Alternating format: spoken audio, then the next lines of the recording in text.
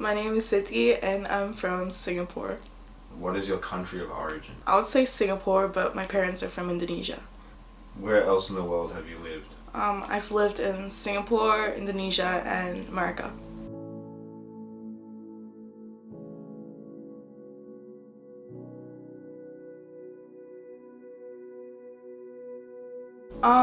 I didn't find it that difficult because I was born in Singapore and I was essentially raised around Singaporeans and people from other cultures. My mom liked to raise me more Indonesian when I was younger, but as I grow older, I find like I was losing touch with my Indonesian culture as I was trying to assimilate more to like my peers. Yeah. Did you ever feel lost or isolated, struggling to find your sense of self? I definitely feel lost most of my childhood because I didn't really find a lot of people like me. So,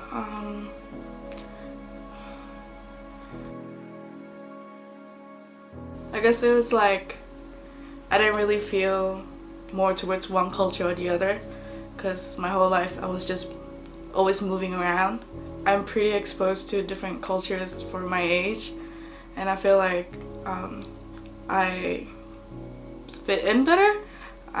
It's always like a natural instinct for me to just assimilate. If you could give advice to a young third culture kid growing up, what would it be?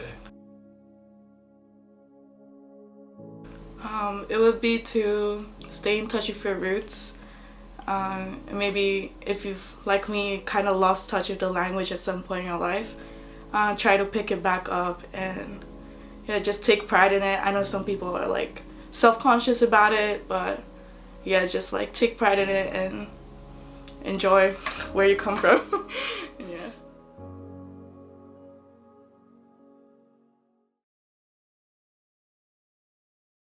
To me, the most problematic part of creating the interview was trying to capture the interviewee's story. Especially within the time limit of only 2 minutes, it was very difficult for me to try and squeeze in her whole life experience with being a third culture kid into the time frame. I feel as though I had to use broad sweeping questions to try and capture as much as I could. I couldn't get into very fine details, so having a longer time limit would definitely be appreciated to try and get a whole story out, but that's also, I guess, part of the challenge. And what I found most successful was my ability to connect with the interviewee and make her comfortable and open to answering questions. This definitely allowed her to give the video a more natural feel and just kind of let the interviewee tell her story about living as a third culture kid. And I also liked how my included B-roll matched the aesthetic and the tone of the story about being kind of lost in this globalized world.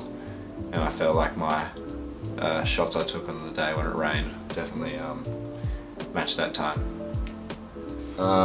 To me, what I learned most through the readings, especially during the week that we did interviews, Michael Rubbage's reading about how interviews document stories and feelings. His advice on page 474 and his quote, "Turn interviews towards feelings." It definitely reminded me that I always have to try and make the interview and the video about the interviewee's feelings, and yeah, I tried to frame everything from the shots to the questions all around her story and how she felt, what she felt during her life and during these times and how it affected her. I also used the reading from Ravager to help frame my interviewee in such a way that the camera was recording her conversation with me. So I tried to frame it so that the audience was getting lost, kind of almost like they were sitting there listening to the story being told to them, and instead of her looking directly into the camera, I felt more that they were focusing on her story rather than kind of watching an interview in the way that it was framed. One core lesson I've learned during the production process is to definitely focus on the fine details. I think that's what separates great films from mediocre films. Just little things like colour, editing, framing, background music, and the overall flow and transitions of the video. I think they'll all factor into my ability to be able to convey the story and the interviewee's story. Try to go over all my videos with a fine-tooth comb per se, and try and make sure that every shot and transition and colour and the music is at a correct level so that it all kind of flows nicely and it doesn't really feel like you're watching a video per se, but more of like viewing a story and someone's experience. And I think as I progress as a media practitioner, I'll aim to implement this definitely more into like the technical side of things, so the composition and the color correcting of clips. I think that's stuff I really need to work on. I believe the little aspects of filmmaking matters, as it allows you to tell the story and it can enable you to draw the audience in so that they really connect with the medium that you're working with, so in this case film obviously. I want people to like view my work as an experience, and rather than just viewing a piece of media, I want them to kind of experience the story along with me as I did. Thanks for watching.